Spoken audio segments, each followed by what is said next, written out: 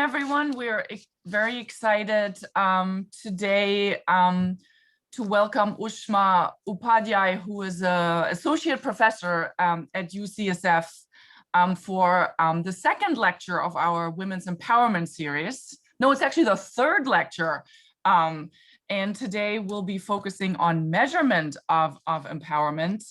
And Ushma is the expert on measurement of empowerment that we have definitely at UCSF, but also I think it's fair to say in the US and beyond. And she has dedicated the last decade, I think, of her research to issues related to abortion and women's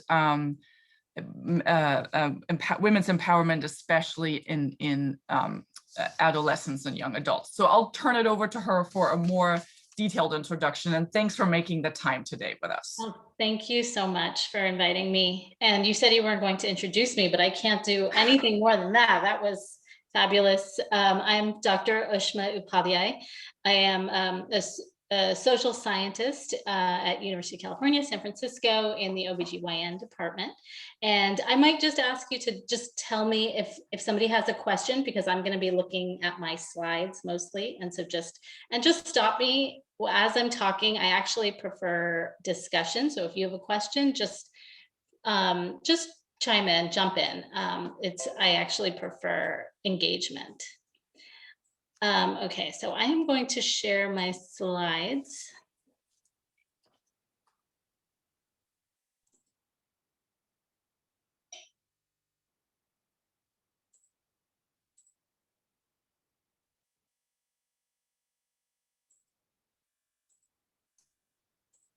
I just want to share a portion so I can.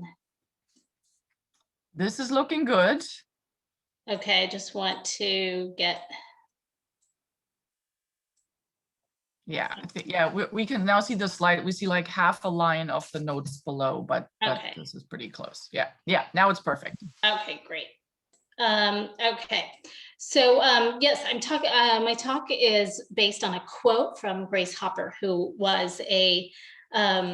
This is her. She was a computer pioneer and naval officer, and known for her trailblazing contributions in computer programming. One accurate measurement is worth 1,000 expert opinions, and everybody has an opinion. But what I'm going to be speaking to you today is about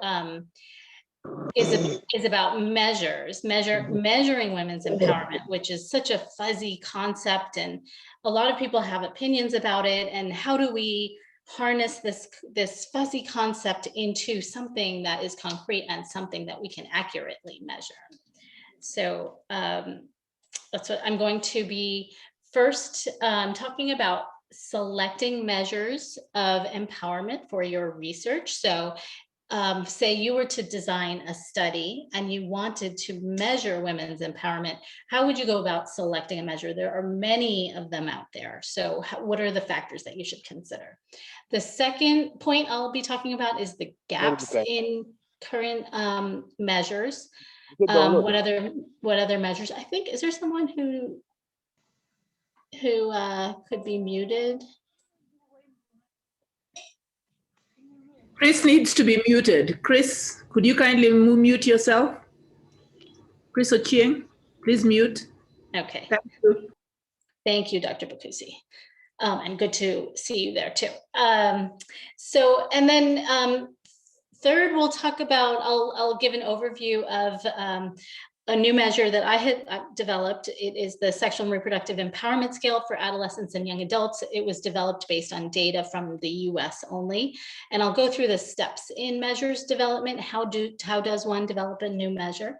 And then finally, I'll just share a resource. And if we don't have a lot of time to get into that, there's the URL there. It is a database of empowerment measures, empowermentmeasures.org. We developed and sorry, Ushma, the person who's okay. And so yes, there's the URL empowermentmeasures.org. If you're looking for a measure that you'd like to add to your survey, you can go there and look at the options and select one. Okay, so let's get started. This was one of the assigned readings. This is a literature review on the association between women's empowerment and fertility. There are so many. We have a separate literature review, which I did not assign, on women's empowerment and family planning. So there's been a ton of research around the world on family planning and fertility and women's empowerment. And in this particular study, we identified 60 studies that looked at this association.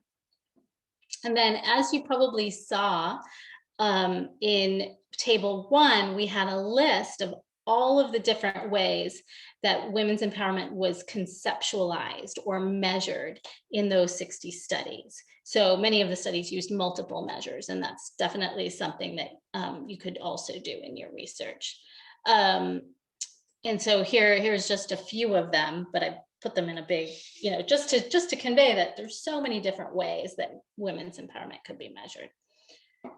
And we will talk more about the different decision-making factors in selecting a measure. So this is the Standard Household Decision-Making Index.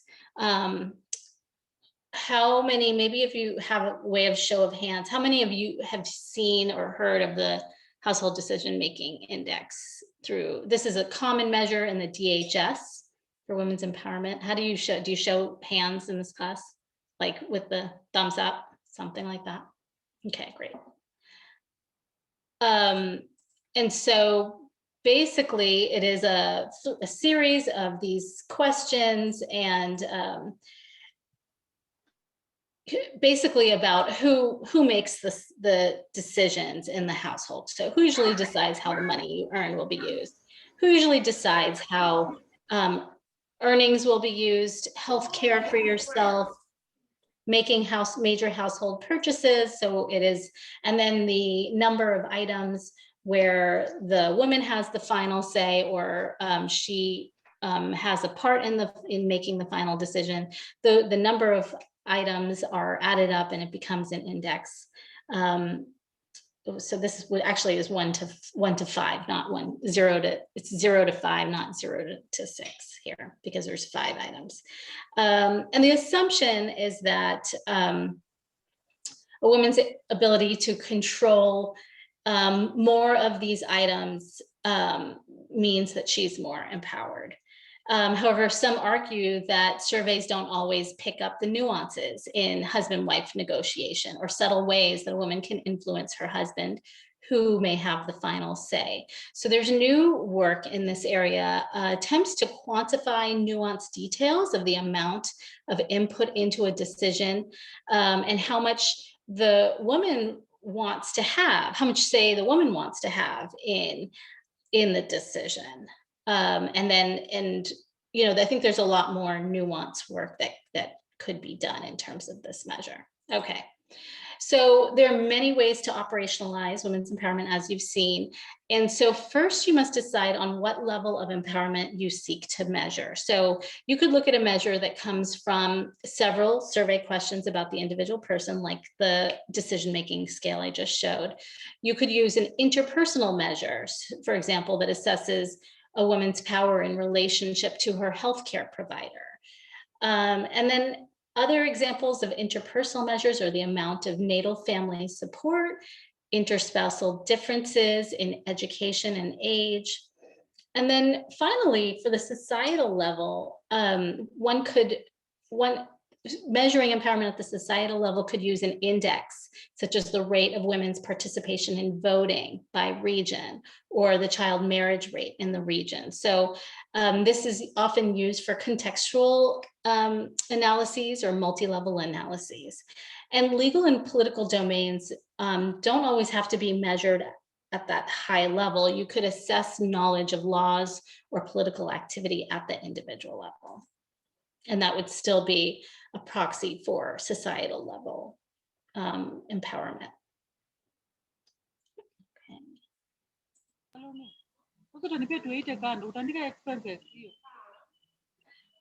So next, in choosing a measure, it is important to consider whether your measure of empowerment truly reflects choices. So it's natural for people to internalize gender and social norms when making decisions, constraining their choices based on the available options. So to illustrate an example, an extreme example is Malala. She, many of you know her story. She did not have a real choice to go to school. It was against the law. So in her context, to measure empowerment through education would not be appropriate because it was not a real choice. So empowerment is demonstrated by women's relative exercise of power within the gender system. So gender then is the system of expectations that underlie women's observable behaviors. And that can be complex, and it is a fine line of how you measure empowerment. Another consideration is selecting the appropriate domain of empowerment. Much of my research is done on empowerment within reproduction. So I developed a reproductive autonomy scale a few years back, and that measures women's power within the domain of reproduction. And there's consensus that women's empowerment is a multidimensional construct. So there's economic empowerment, there's reproductive empowerment, and there's social empowerment. So there are many different areas. And combining multiple domains into one measure reduces the predictive validity of your measures. It just makes it, so looking at the target, it just makes it very broad, so you're not able to get as much precision in your measure if you're measuring too many parts of this fuzzy topic. So indices that combine multiple domains into one may mask greater levels of empowerment in some domains. So you could have put multiple measures together or measure multiple domains in your research at the same time. Although many people just want one measure to keep their research simple. Okay, so I'm going to pause there. Are there any questions so far in terms of selecting a measure before we move on to the next part?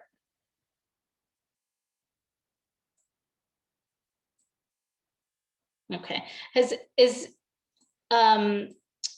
Rachel or Anka, are they designing their own? Are the students designing their own research, or is anyone here? Or maybe you could speak for yourself.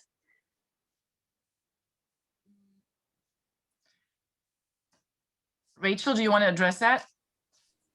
Yes, most of the students are doctoral students, so they'll be designing their own. Okay, great. Good. So this is useful. It will be someday, maybe if you're not currently designing your own studies.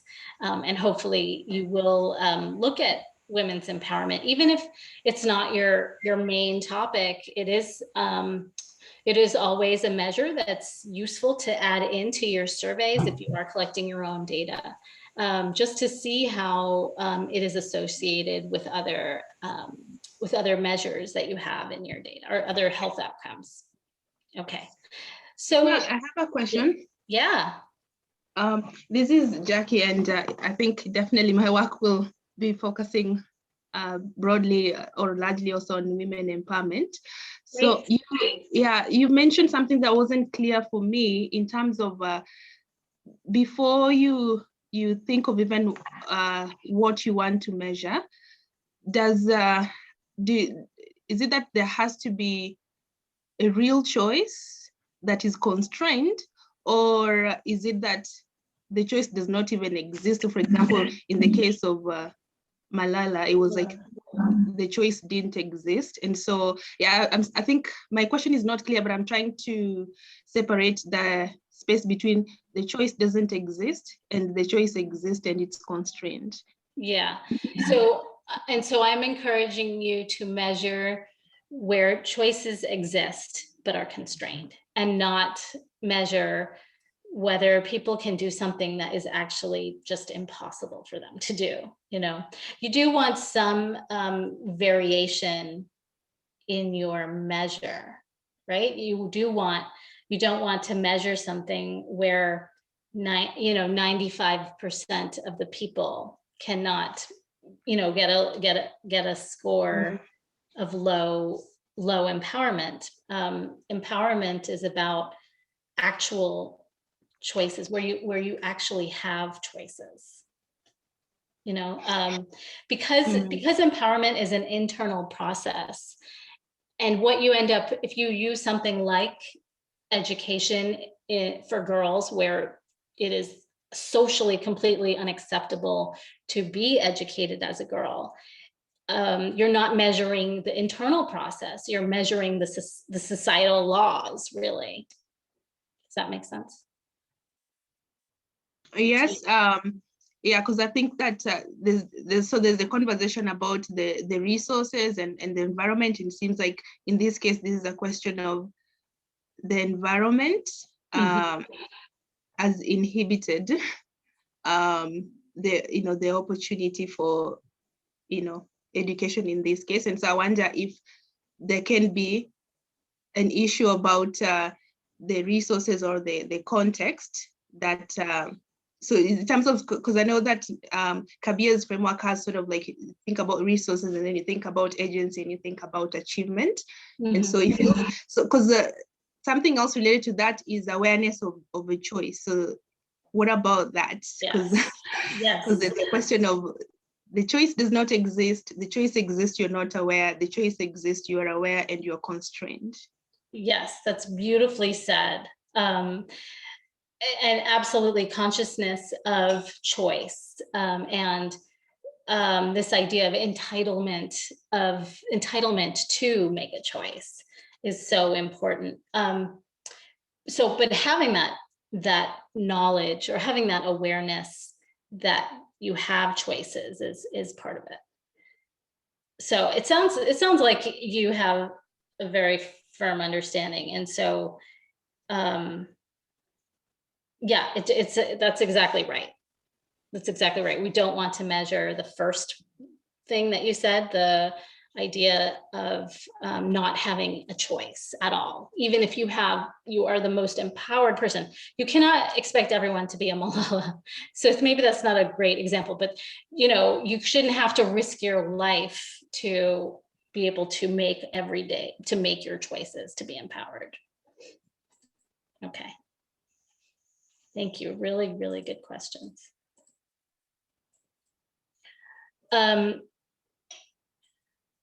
so, yeah, so I was just going through the gaps so the research gaps in measures. So many of our measures do look at marital relationships. And so what we need is more measures looking at, so items that are applicable to people that are not in unions and stable unions. So items that work among adolescents and young adults, as well as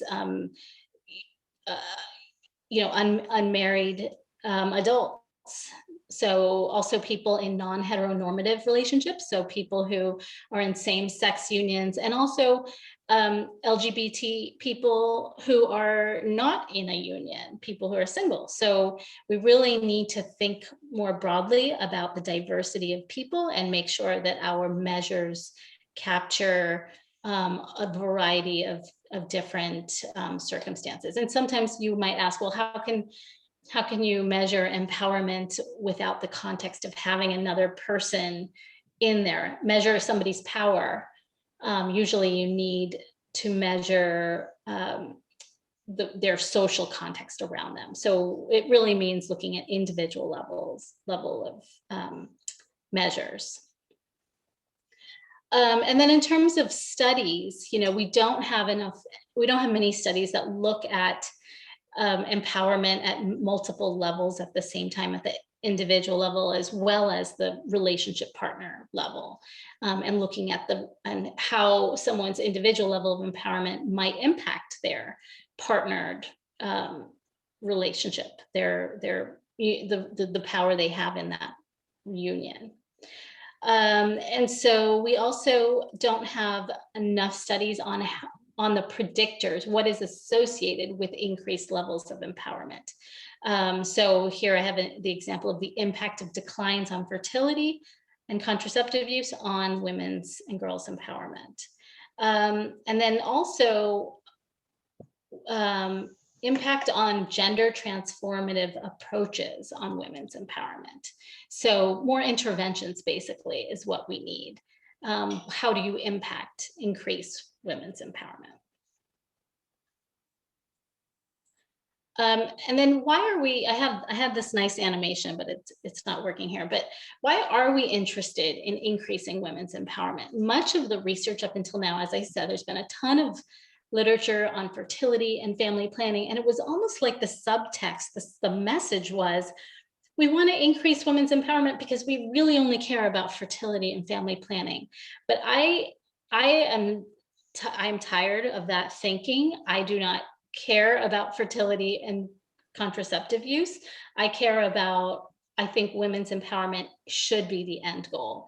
And if a woman wants to be using contraception, they should be using it. If they don't want to be using contraception, they should not be using it. So the ultimate measure of women's empowerment is actually realizing what their, that whether they're achieving their desires.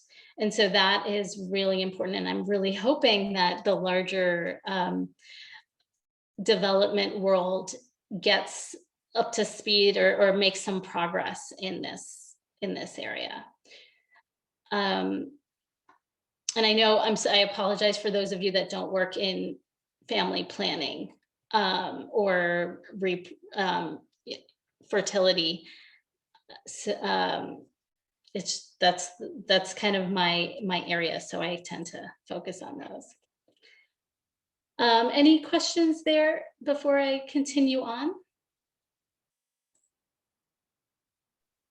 Yes, please. My name is Jackie. You've mentioned that the end goal is women's empowerment. And I'd like to know, is there such a thing as partial empowerment, or is empowerment absolute? And then how would you refer to women who are empowered in certain dimensions and not in others? Because from the readings, it came out that a woman may be empowered in one way, for example, in a household decision making, but may not be at liberty to move out freely. How do you refer to that? Mm-hmm. Yeah, I think that's why we need multiple measures of empowerment. What did you say about passion empowerment? Can you say that again?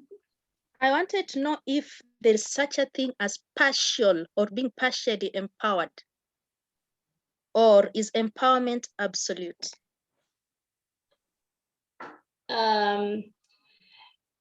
Yeah, so definitely it is so is your question, is it, and I see there's a chat, partial.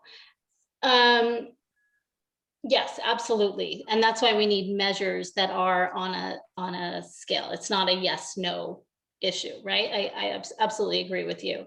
It is measured, there's higher levels and there's lower levels.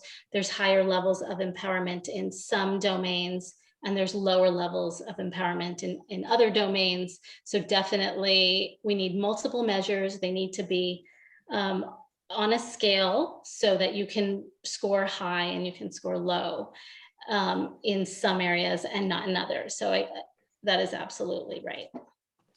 And I think that reading, did someone say something? There was another question, but I interrupted you. Karen Yangara also has a question. Okay, go ahead, Karen. Thank you very much, Anka. No, I don't have a question. I just wanted to add to what Ushma has said about empowerment and the various measures, because I think the question that do we have an absolute level of empowerment?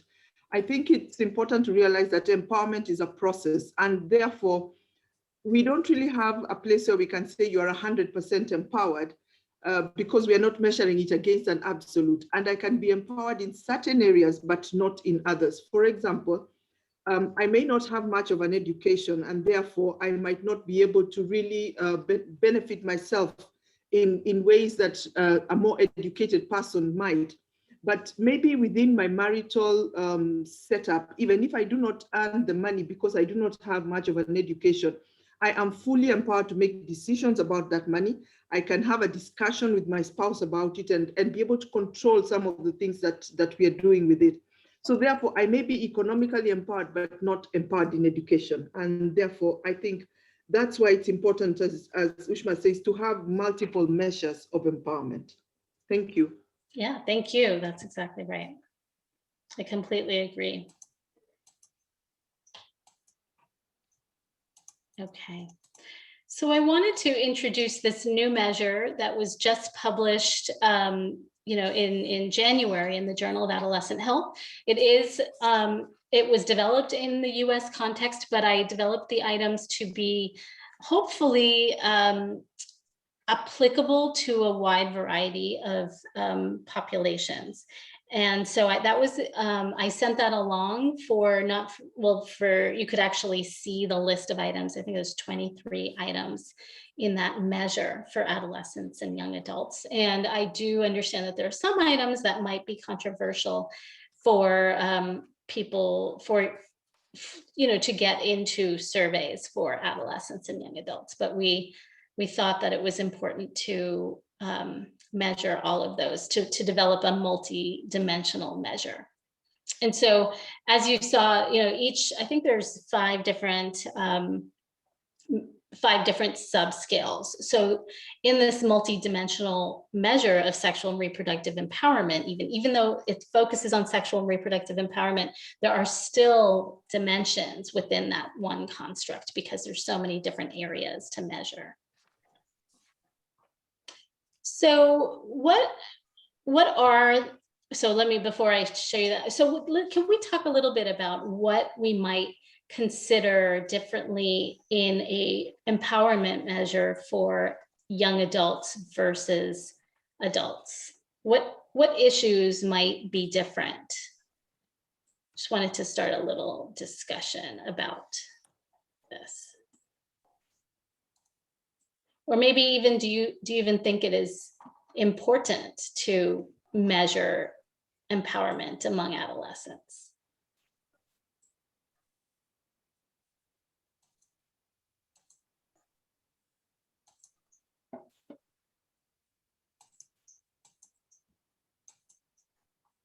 Okay, I think it's important to measure differently because for adolescents and young adults, it's a unique period. It's a stage of discovery. It's a stage of experiment. And the decisions they make are maybe not entirely based on experience. And that can therefore potentially influence the choices they make. Unlike in adults who have a more grounded experience and whose choices and decisions are maybe entirely at their discretion. So I think the measurements should be different. Anyone have anything else to add? Maybe to add on that, also the space for making choices, I would say for adolescents probably is not as large as for adults, just because there is parental involvement and permission seeking and how to navigate that and what parental support they need or will have in that decision making. So I think that does affect how you frame measurement for them. The original title of this scale was autonomy. So sexual and reproductive autonomy scale for adolescents and young adults. And when we were thinking about this exact point, that for young adults, autonomy might not be what we want to achieve, may not display the highest levels of empowerment. If someone is forced to make all of their choices autonomously, that might mean that they might not be as empowered for everything, for the reasons you mentioned. I think Caroline, you have your hand up.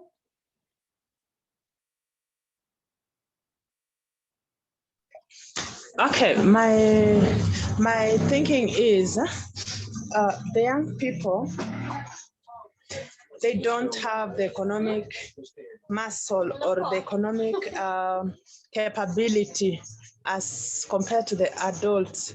Then also they don't own property or established careers. That's why it's important that we develop a different scale that will measure their empowerment different from how we would measure the adults. Thank you. Yeah, we had a lot of debate among our team about whether there should be anything related to being able to pay for contraceptives or being able to pay for healthcare. And in the end, we decided not to include economics because for that very reason. It's because across the board, adolescents tend to not have access to financial resources. And we don't necessarily think that that makes them less empowered, but we do have an item in there about, I think it's having someone to give them help if they need it. So can they get financial resources from an adult or from somebody else if they needed it? Well, I don't think we said financial resources specifically. Just opening up the. Yeah, there is a question of I have a parent guardian who helps me achieve my life goals. I think maybe that's the one that you were getting at. Yes. Yeah, I think, and then in the end, and also I have a parent guardian who would help me with my problems and troubles if I needed. Like we're thinking about someone who they could go to for money if they needed help. So yeah, but I think we made a conscious choice about not including financial resources.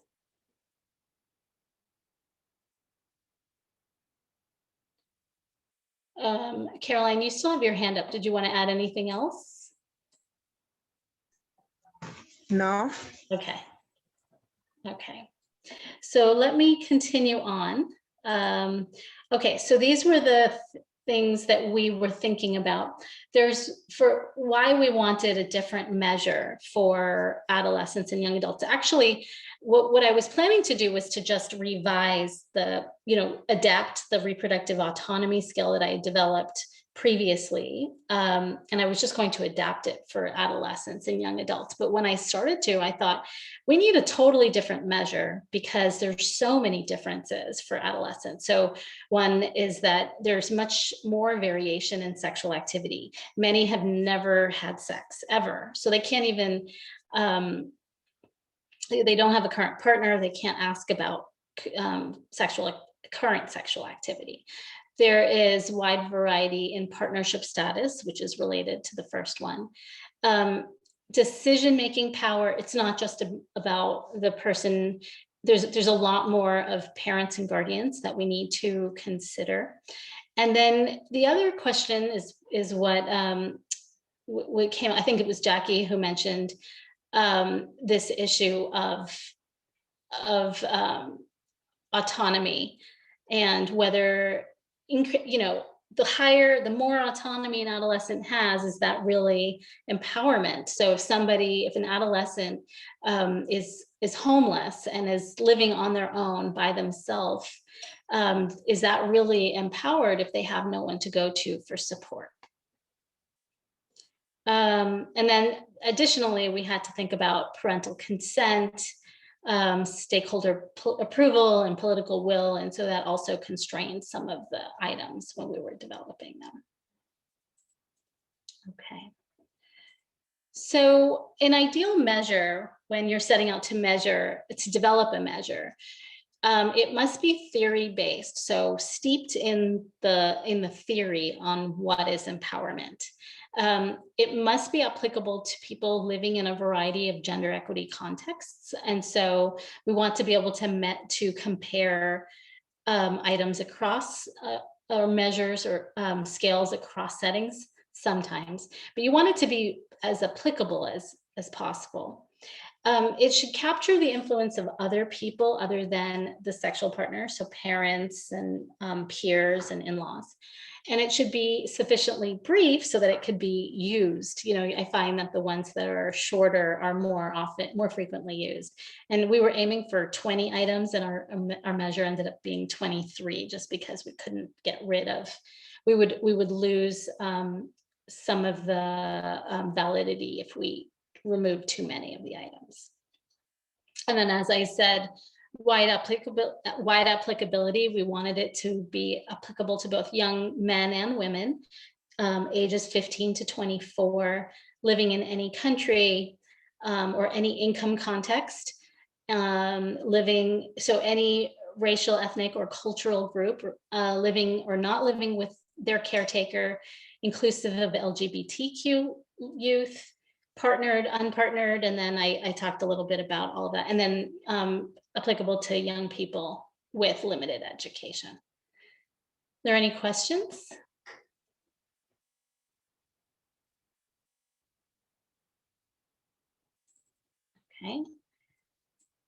Okay, so what we were trying to do is to develop this measure, that's this area here, the measure, and then look at an outcome, whether it is associated with young people using a contraceptive method as they want to be using them. So that's pretty critical. We developed this outcome to say, we first asked, what contraceptive method are you currently using? And then many of them said, I'm not using any method. And then we asked, which method would you like to be using?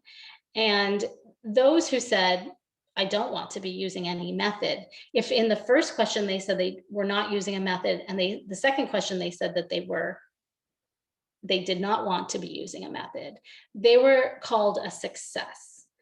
And so those who are using contraceptive methods according to their wishes were put in the numerator, and the rest of them were put in the denominator. So it is a different type of measure. It's not just using contraceptive method or not. And what we really wanted to capture here is whether empowerment does enable people to be more, practice contraception according to their wishes.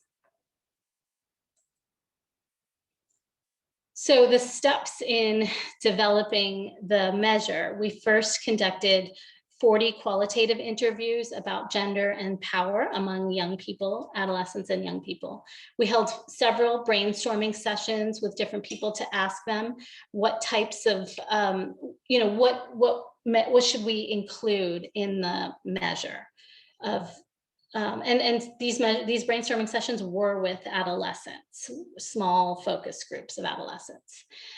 We did an extensive literature review on other adolescent scales. So we wanted to get a sense of what other related scales we're doing. And we actually took items from other scales that were not about sexual and reproductive empowerment, but more generally about adolescent empowerment.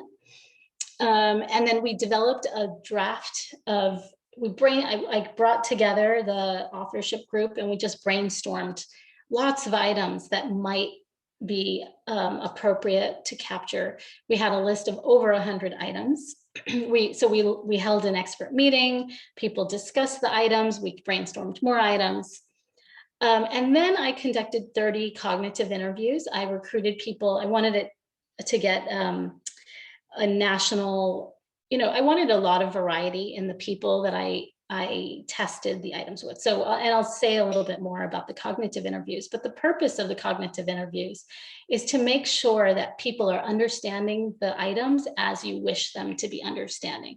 So you would present one of your items. So looking at the list, I have a parent or guardian who accepts me as I am. So then you would say, so what did you think about when you answered that question? Who were you thinking about? Or is there a specific example in your mind?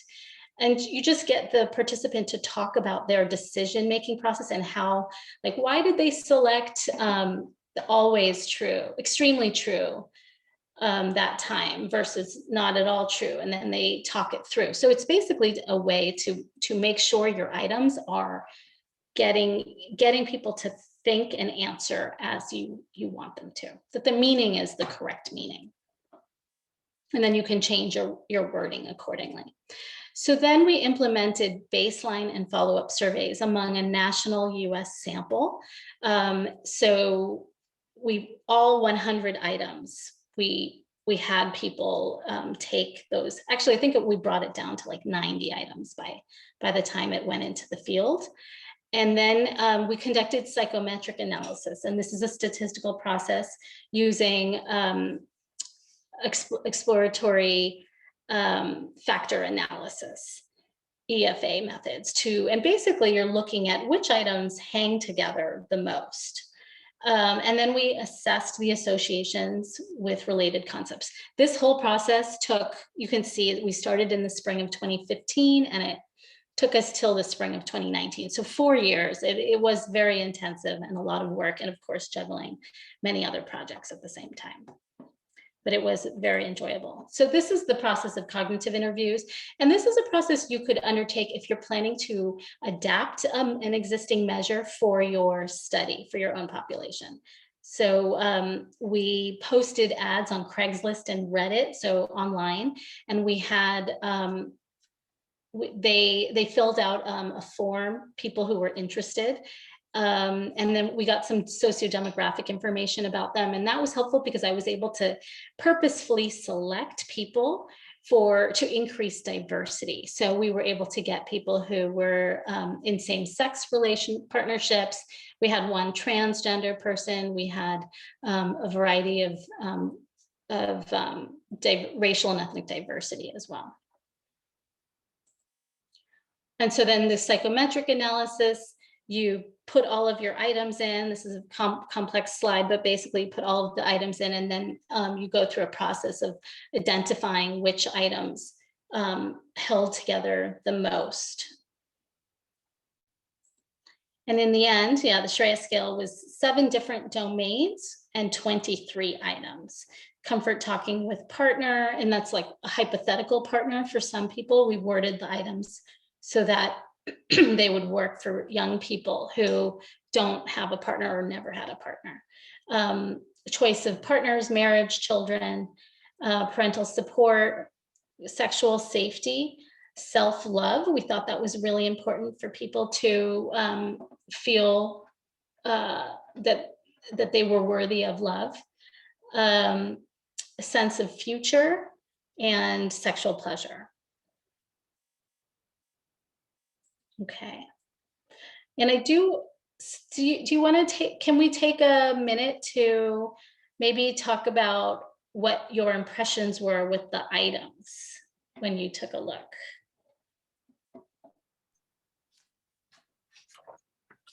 So you're talking about the items on that extra questionnaire that you sent us, that 2-page questionnaire. Yes. So at the top, it was the attachment. It says it's the Sexual and Reproductive Empowerment SRAE Scale for Adolescents and Young Adults. So one of the questions I sent along is, how easy or difficult do you think it would be for young people in your community to answer these questions? And it's okay, you won't hurt my feelings if you say you think they're terrible for your context. Yeah, should we pull it up? I have it open. Sure. Or I don't know if you have it open too, then you could pull it up, but, or Rachel, Yeah. Rachel, go ahead. Yes. It's actually, there's, not, you know, this is harder to see. There's another attachment. I have it, can you see my screen now? And it's this one, right? Yes, that's it. Thank you.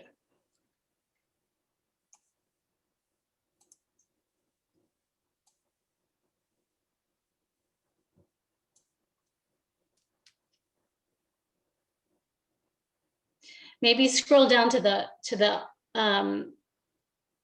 the second page has more of yeah, these are good.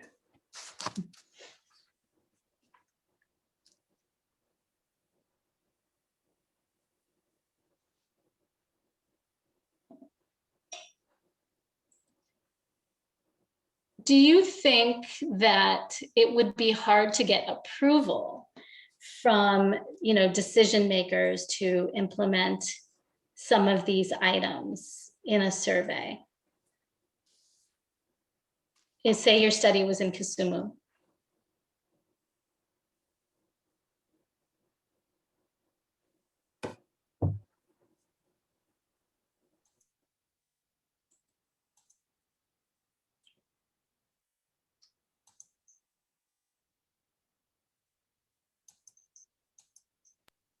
I think it shouldn't present a problem as long as it's approved, it gets ethical approval.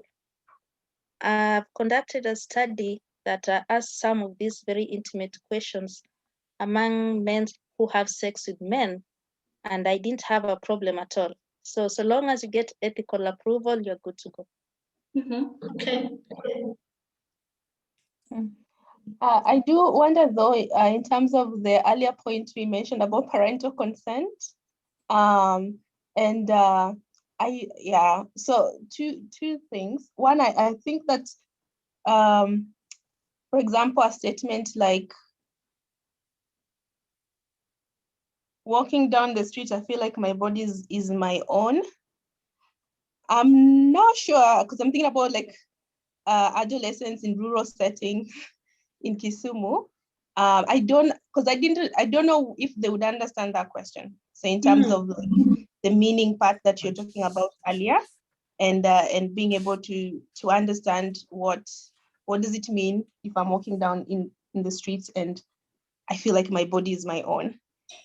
So I thought that there might be challenges understanding that, or even, I think that I know my body well might be something they can understand and try to engage with, but I wonder, my body belongs to me, whether that, conceptually whether that would make sense, or they would have trouble understanding what it means and how to respond to that. And then the other one on sort of like, I'm imagining like a 15-year-old, and if you need to get their parental consent to participate in the survey, and they have to respond to a question like, I expect to enjoy sex. I don't know if, so I've never worked with adolescents, so, and I've never done like, the parental consent process, and how involved can the parents be in understanding what the children are supposed to be thinking about and responding to. So I imagine that maybe some of the questions in terms of if parental consent was needed might not be easily, quickly embraced, probably. Yeah, and that is a problem in all countries, in all regions. Usually parents don't get to see the actual specific items, but they receive a description of what the survey is about, and it will say sexual and reproductive empowerment. So yeah, and even for ours, we also had to get parental consent, and there were a lot of parents that said no. And so, we have to think about how that might have influenced the results. And this, as I expect to enjoy sex, we found in the literature that young people who were able to voice their sexual needs also were more empowered to say, let's use a condom. They weren't embarrassed about other things. And so we found that, if young girls especially are taught that it is okay for them to have sexual pleasure, and that is their right. And also it is their right to be able to negotiate and think about, prioritize their own pleasure and themselves in the relationship. They end up being more empowered because they can negotiate throughout the relationship if they value themselves enough and to focus on their own sexual pleasure. And I feel like this is an area for adolescents that totally does not get enough attention, because even within researchers and people who work in the field, there's so much ambivalence about young people's sexuality, and which harms them. It ends up harming young people. I think somebody had their hand up. So Karen says, yes, I wanted to say that parents do not necessarily look at each item unless the adolescent is filling it out in their presence. That's, yeah. In Kenya, the main issue is our reluctance to imagine adolescents as sexual beings. Exactly. And it's not just in Kenya, but it's world over. And it ends up hurting adolescents. Thank you, Karen. Is there another question? I see that Albert and Jacqueline are unmuted. Do you have a question?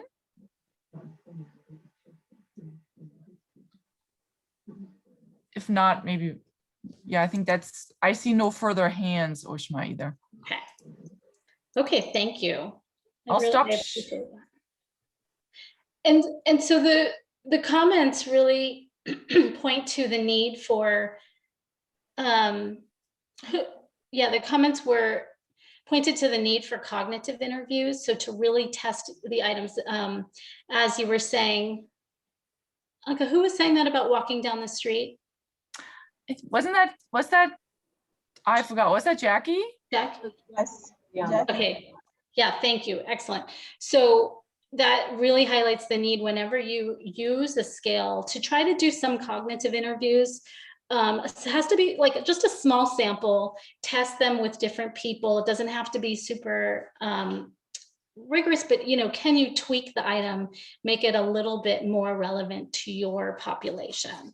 It's always, I know there's some people, there's a school of thought that says, no, it was validated in this population with this exact wording and you can't change the wording. I totally disagree with that. I think you do need the scale to have meaning for your population. And, I do think that you could still compare values that you would find in Kisumu compared to, Baltimore or wherever you're, cross contexts. So thank you. And feel free to reach out if you ever need more information on the cognitive interviews. Okay, so, and I just have a couple more slides, but I just wanted to share this resource this is the Empowerment Measures database. And feel free to go ahead and go to this site. It's empowermentmeasures.org, and you can type in any keywords in this search box here and find validated measures. And so this is a database of all the measures that have been used in any women's health research. Yeah, and there's more information about the database if you want to know more about the methods that we used. And going back a slide, it includes the name of the measure, the group the person or the organization that developed it, a short description, the number of items and subscales, the domains or the topics that it measures, the scoring procedures if it's available, and whether it was validated. And then a Cronbach's alpha is a measure of how well the items hang together. It's a measure of validity. And then the countries, we also have a key term for the continent, countries or continents where it was tested. Frida, did you have a question? I saw that you unmuted for a second. Okay. That's all I have for today. I had a problem with my internet. Okay.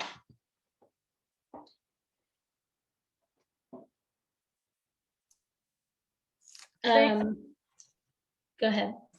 Thank you, Ushma. I know that you have a time conflict. We are losing you for the last half hour of the seminar because we had the time shift between summertime now in California and Kenya. And so thank you so much for bumping your schedule numerous times so we have at least this hour. And I would like to, do we have you for another 4 minutes? Is that yes. So maybe we'll start with if there are any burning questions or comments that we want Ushma in the room for. And I think what we will do afterwards is we'll continue this discussion by reviewing those various domains and all the measures that you identified in your literature review and maybe go over some of those and back to the initial discussion about partial empowerment and the measures of implementation versus the measures of policy that Richardson talks about. But are there any questions for Ushma while we have her here? Put their either in the chat, raise your hand, or unmute yourself and just ask them straight out.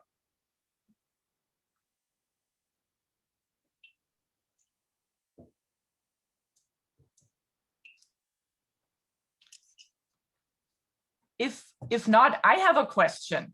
I like the Richardson's article because it, laid out all the different reservations that people may have about scaling and scoring and cutoffs.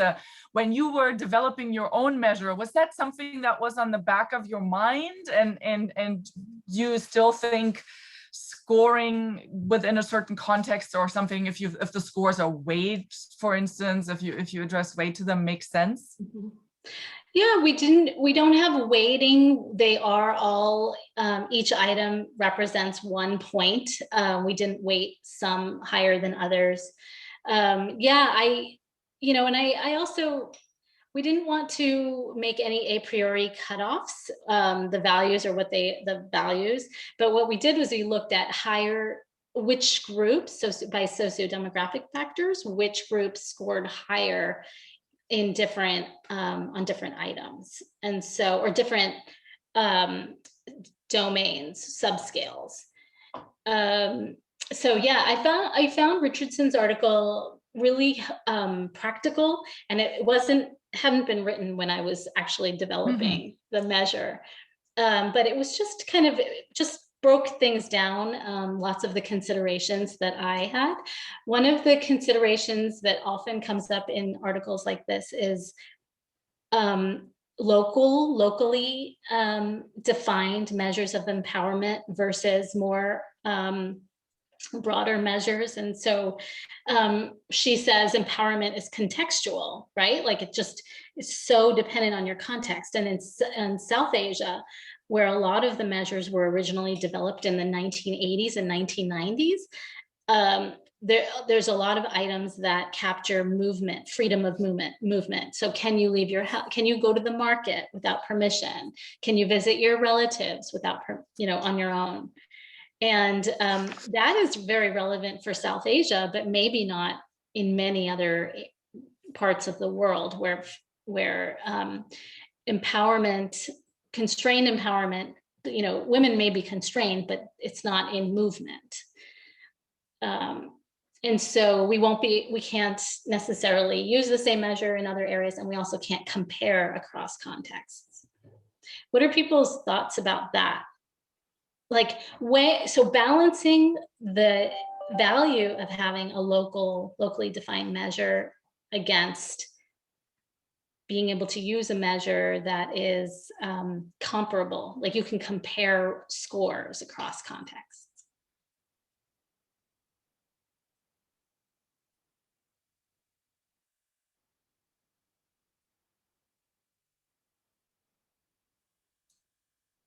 Okay, maybe I'll leave that thought there to ruminate for people to think about a little bit more.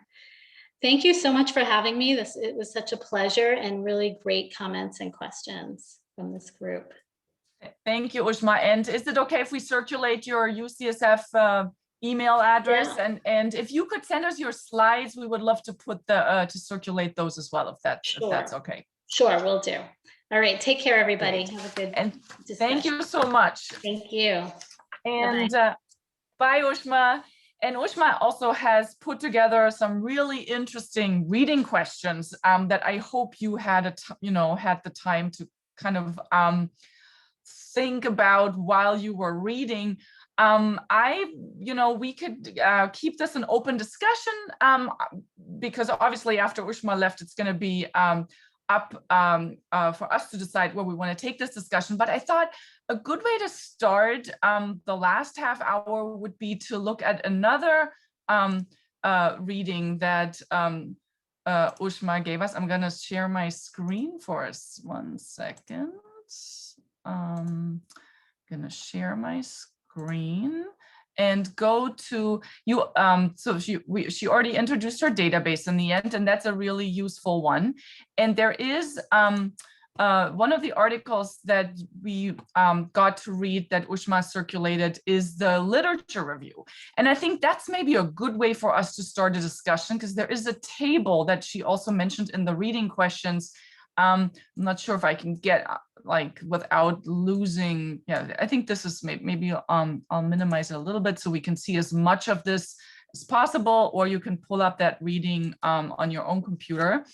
So this literature review put together all the different empowerment measures that they have found across, I think it was 60 studies or something.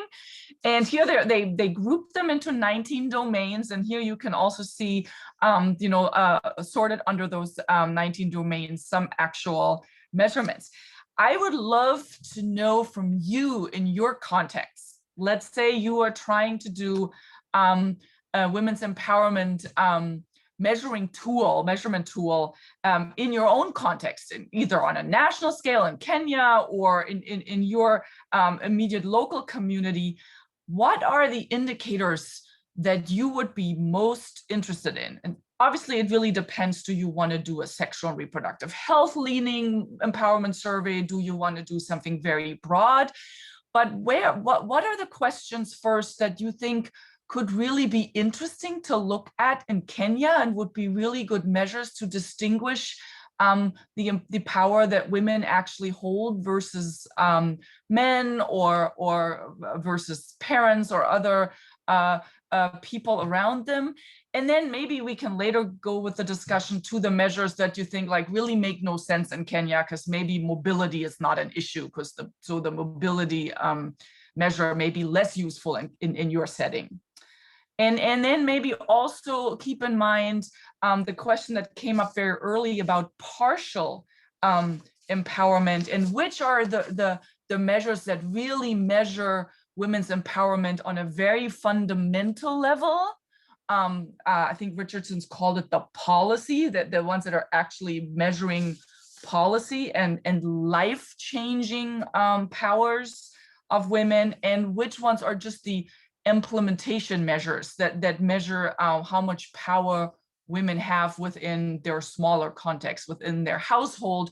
And these are important measures, but maybe not measuring life-changing power. That was a lot. I give you a second to digest. But whenever you're ready, let's use either the chat box or just raise your hand or start looking at these measurements and see which ones you think are maybe especially interesting for your context.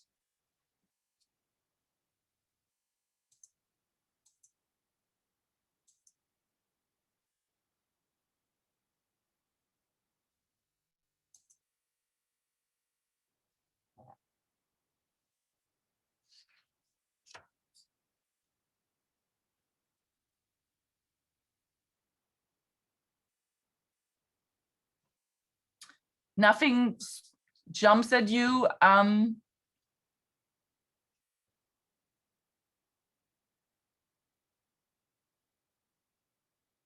Then maybe I'll just pick one that I wondered about how useful it would be. Here, the domain 16, you can see traditionally male career aspirations that women can aspire to also. Or are there different educational levels for sons and daughters that it is expected maybe for sons or for daughters to reach higher education compared to their siblings? Is that a measure you think would work well in Kenya and would get a good granularity between male and female career aspirations, for instance? I see Bhavata has a hand up. Great. And you can either ask my question or comment on any of the other measures. Okay, thank you. I'm looking at first domain number 10. It reminds me of, it is on mobility or freedom of movement. It reminds me of that time when we were growing up as little children, that a girl could not move out of home without a brother escorting for aspects of safety or security in that sense. And even if it was an adult moving out, at least you could encourage somebody to move with somebody else. So it was restricting, but again, it was more strict on the aspect of the girl child, because they were going to fetch to go for water or to look for firewood. So always the parents had to put a younger boy or one of their brothers to move with them. So I think their movement was always getting restricted. Now to come on our aspect of aspiration on issues of education level desire for sons and daughters, I think we've had generally a balance now that with the universal education which came, universal primary education which came across Africa, which is then a global agenda, you'll see a number of the girl child also going to school and completing. So again, as we talk that the people accessing the free primary education secondary, the quality of the education again is one thing. So there's a divide again in the products we are getting in the education system. Those who are going to purely the public services, what the services are, their quality is a little doubting that from those who have got again access from the private schools, where there's a little bit strict measures to ensure that the teaching or the real teaching or learning processes taking place. But never to say, if you also look at it, still in that perspective, currently, even when you go to higher education of learning, we're also seeing a curve that more women or the girl child has come up in the employment sector. I think that is backing on the issue of having the education level, at least for both the boys and the girls being leveled. Because initially the idea was that the work of the girl child was to remain in the kitchen or on the farm, which I think has changed significantly for the case of Uganda. Great. Thank you. Thank you, Bate. So what I'm hearing that you think education, there are big improvements with regards to women's empowerment, but the quality of the education, maybe the level of the education, is still something that is important, and there might be differences that should be measured with empowerment measures, and that mobility actually remains an issue, maybe especially in rural areas, because often the mobility of the girl child is still, compared to their male sibling, is still significantly curtailed. Any other thoughts on either mobility education or some other domain here? Do you agree with Bhavate or do you not?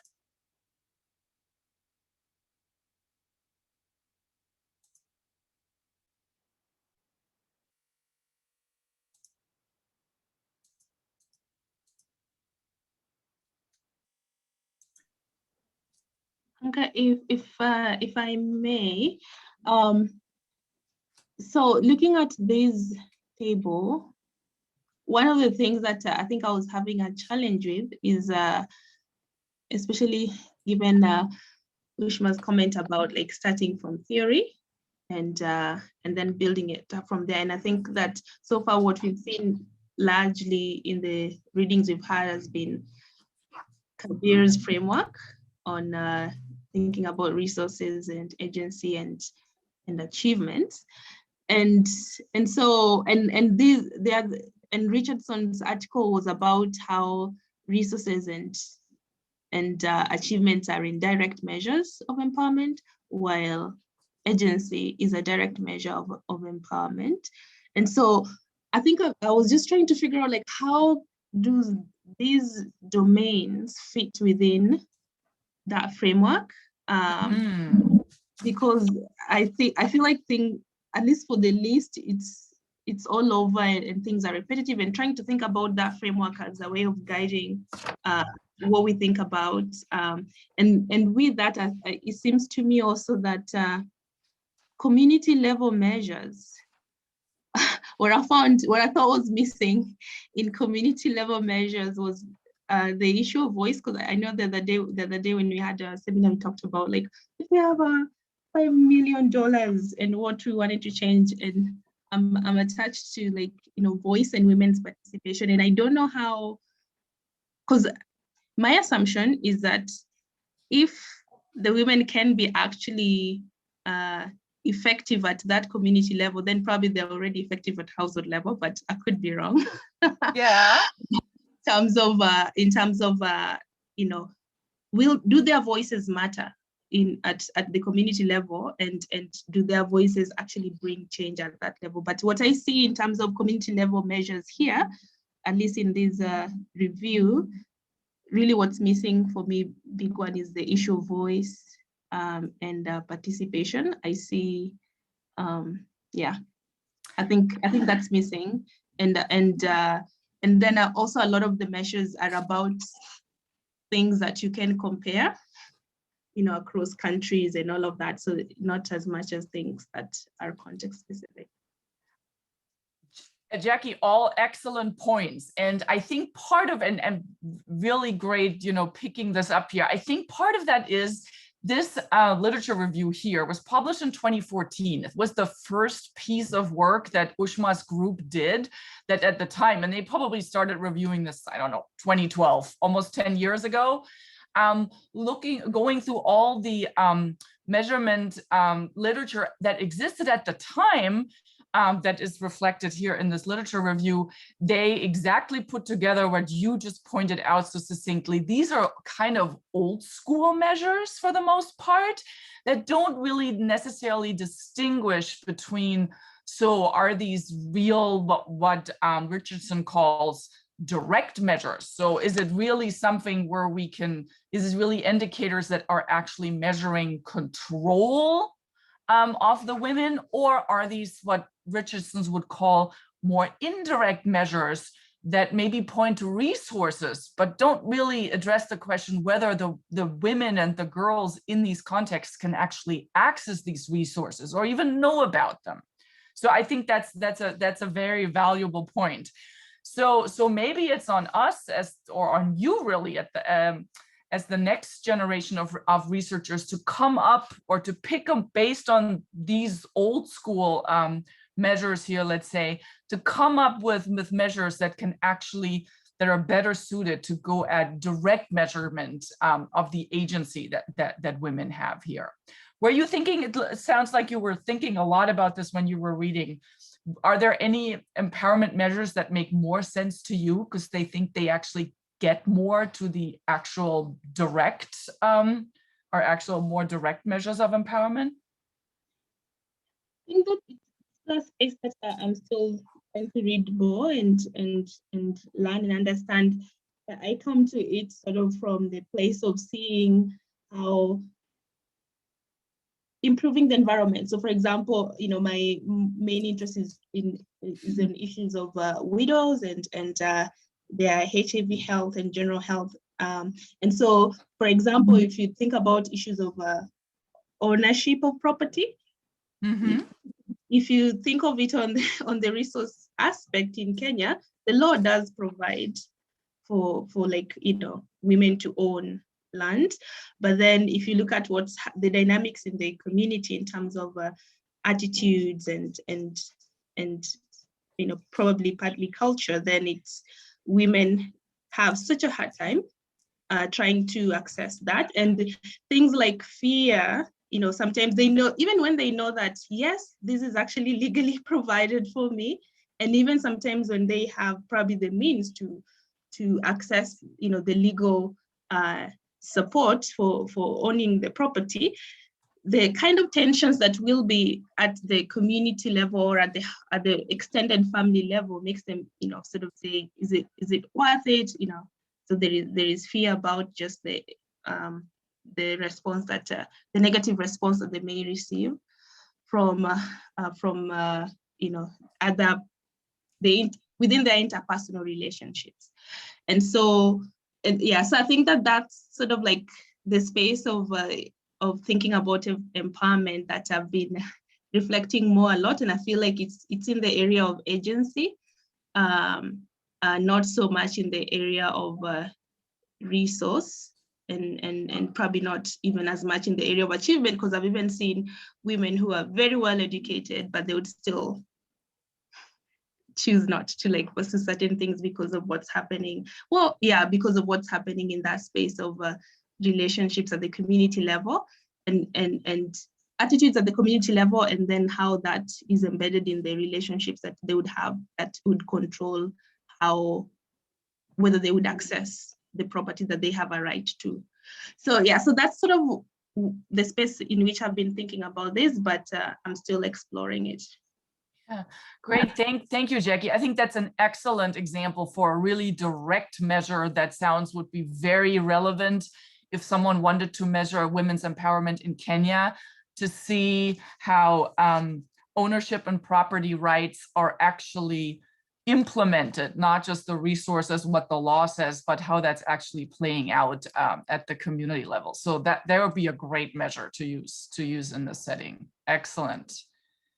Any other, I remember when we talked about this a couple sessions ago, that many people were very adamant that access to work and to income outside of the house was something that was really important for women in Kenya. So that may be another one that I could think of, but I'm interested to see if someone else has a critique for one of these measures here, or domains, or something that they think would be useful in their context to look at.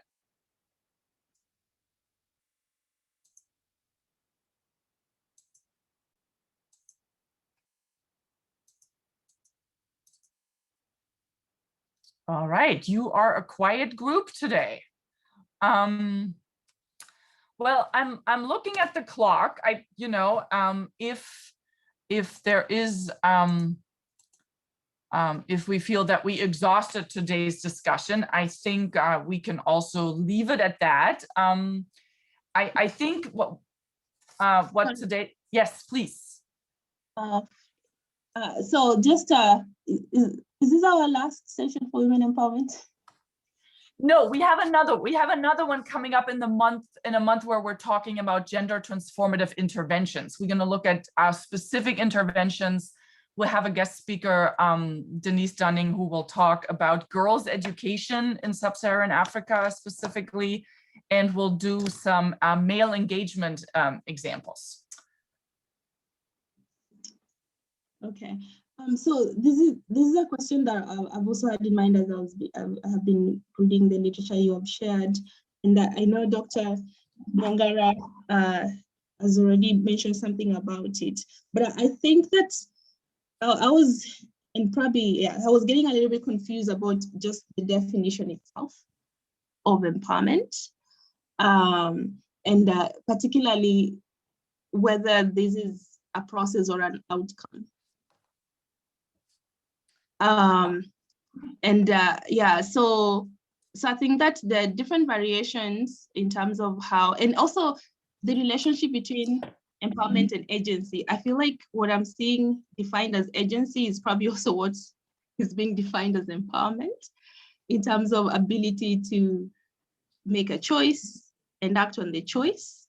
Mm-hmm. And so I think maybe if, there are comments, people have comments around that, it's just like separating this, because I think that what I've seen is the definition of agency being pretty similar to that of empowerment. I was looking if Karen Nyangara is still on this, but I think she's since left. I think when I first started looking into empowerment literature, I had very similar thoughts to the ones that you just expressed. Is like, ooh, this is seems like it's a moving concept, and it's not very well built out in many ways. I think it's important to acknowledge that it's something that has developed over 30 years, and I think there are different conceptual frameworks, and we went into this a little bit a few weeks ago, and I think Karen and Louisa did too.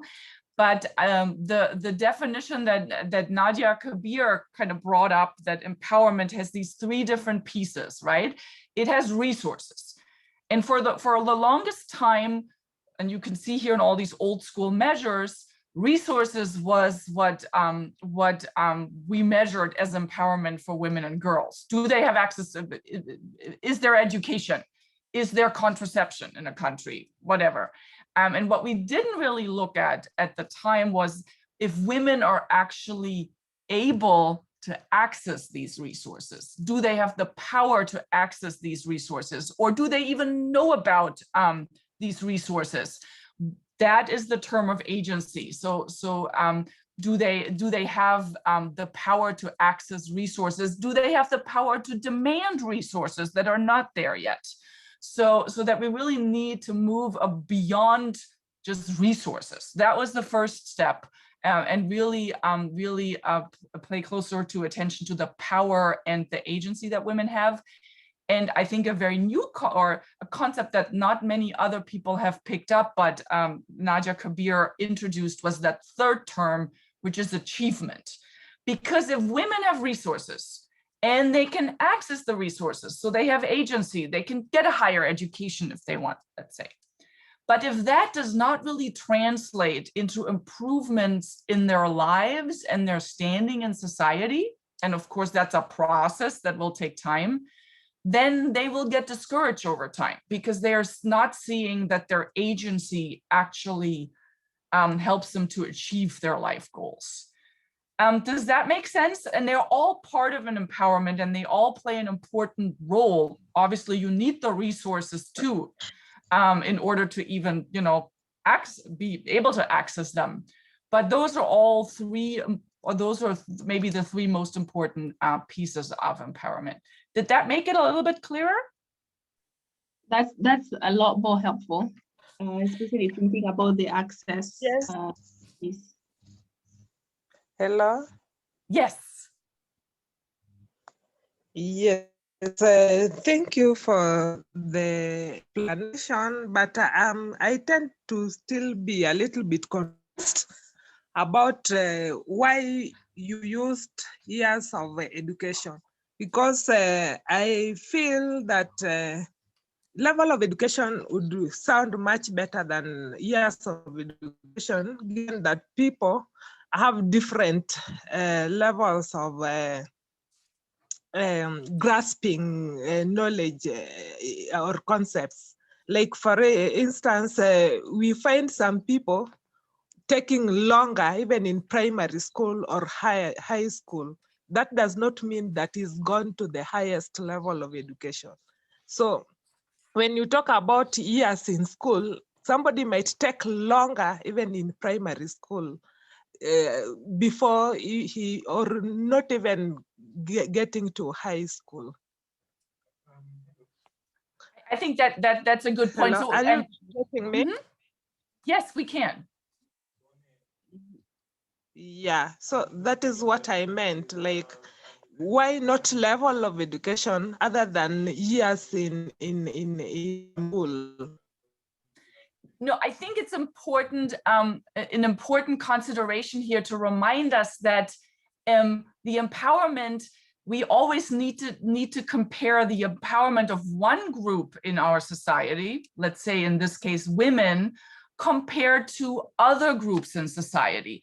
So obviously the goal can't be that everyone at the end of the day goes to secondary education and goes to Maseno University at the end of the day, because that's obviously not feasible and it's not within everyone's ability.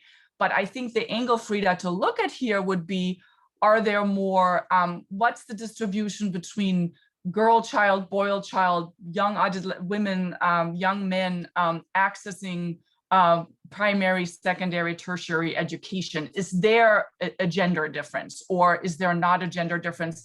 And something that we see in the US, for instance, where now there are more women that hold university degrees than men. But if you look at the positions of power in government and in industry, that's where the women disappear. They have better education now than men, but that does not translate into having access to powerful positions into society. Does that make it clearer? So we're not just looking at who achieves what level of education, but is there a difference between different parts of the population, men and women or minorities? Yeah, well understood. good. But this is, and I hope today's discussion helped you to understand that, you know, a lot of these concepts are moving, and it's really on us to develop them further. I think Richardson also talks about that what was a good measure 20 years ago may not be a good measure anymore. So this is a continuous development, and that's actually a good sign, because it also means we're making progress. Things that really showed a big difference between men and women's power, for instance, 20 years ago, may be a resolved issue in some areas today. So, but I'm happy that you brought up so many questions, and we probably didn't resolve all of them today.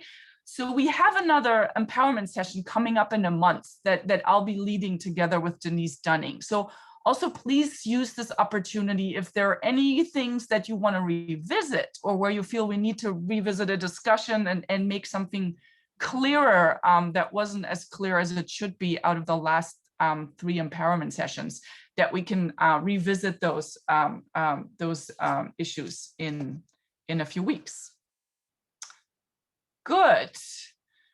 Okay, thanks everyone. I know it's getting late in the evening in Kenya, so any final words, Rachel? Any logistical announcements? We're staying at this time slot now. Is that the verdict? I know we had some back and forth because, you know, certain people were not available at certain parts of the time, but is that where we settled on now?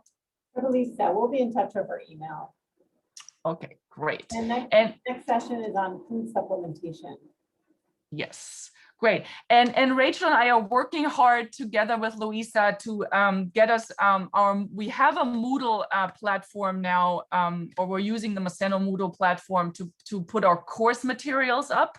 So in one of the next 2 sessions, we will all give you access to our Moodle course platform, where you will be able to find not just readings and materials for the sessions to come, but also where all the recordings and readings and materials for the last sessions will live and will be accessible to you. Good. Well, then, thanks everyone for another lively empowerment session. And we're looking forward to seeing you again in 2 weeks. Thank you, Anka. Bye. Thank you so much. Goodbye.